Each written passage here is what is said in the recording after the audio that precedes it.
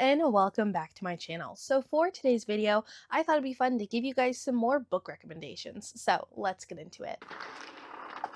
Sometime last year when I was on my Bookstagram, I remember seeing a reel and I tried so hard to find this one again and I just couldn't find who it was. So if you guys remember seeing this and you know who it was, leave a comment down below because I'd love to give them credit. Essentially what the reel was is she's like, here are all the books that I would let you borrow off of my bookshelf. And I thought it would be so much fun to give you guys some specific recommendations based off of books that I have here on my bookshelf. So this isn't going to include anything that I have on my Kindle. This is only going to be books that you see here behind me. So these are in no particular order, but the first book I wanted to recommend today is The Bodyguard by Catherine Center. So this is the first book that I read by Catherine Center, and in this one, our female main character is a bodyguard, which this is one of the first books that I ever read that it had the female main character as the bodyguard. I've read lots of books where one of the characters is a bodyguard, but it's usually the male main character, so I thought that was really fun. And in this one, our male main character is twice nominated Hollywood heartthrob Jack Stapleton. He is this amazing actor who's been on a bit of a hiatus, but it's come to light that his mom is having some health problems, and so he moves back home to be able to spend more time with her.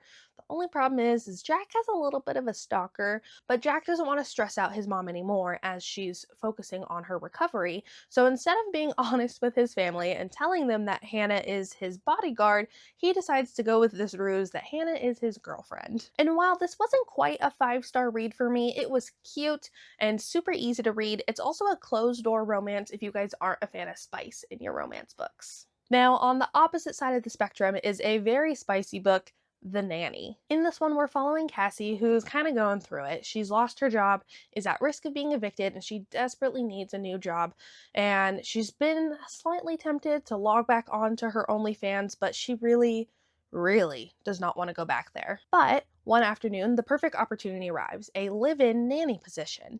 So she goes and she gets the job. Everything is great until she realizes that Aiden, her new boss, isn't actually a stranger. He, in fact, used to be one of her biggest fans. I haven't actually read anything else by this author, but I am kind of tempted to pick some up because I really enjoyed the writing style. The blurb on here says, this book is like if Allie Hazelwood and Tessa Bailey had a spicy baby. I devoured every page and was sad to see it end. A thriller that I read last year, and I've talked about a little bit here on this channel, is Lock Every Door. So in this one, our main character has been hired to be apartment sitting in this boutique historic building. But the longer that Jules is there, the more that she's kind of noticing some really weird stuff that's starting to make her really uncomfortable and starting to make her wonder if she might actually be in danger. I literally read this in one day. I just couldn't put it down. Again, it's been about a year since I read this, and I still think about this book to this day. Another thriller that I wanted to talk about today is another one that I've talked about before on this channel and is a smidge controversial, and that is Verity by Colleen Hoover. Now, I know some people have some very strong feelings about this book, but honestly, I kinda loved it. In this one, we have our main character who is an author and she's been struggling a little bit until she gets approached by the husband of this super prolific author because his wife has been seriously injured and she's no longer able to write, but the publisher really wants that series to be finished. So he is proposing that our main character ghost writes and completes the story. And while our main character is in Verity's office going through her notes, trying to see what Verity was planning for the rest of the series, she uncovers a manuscript of an autobiography that Verity wrote about her life, and it is truly horrific. And now our main character is starting to question everything she thought she knew.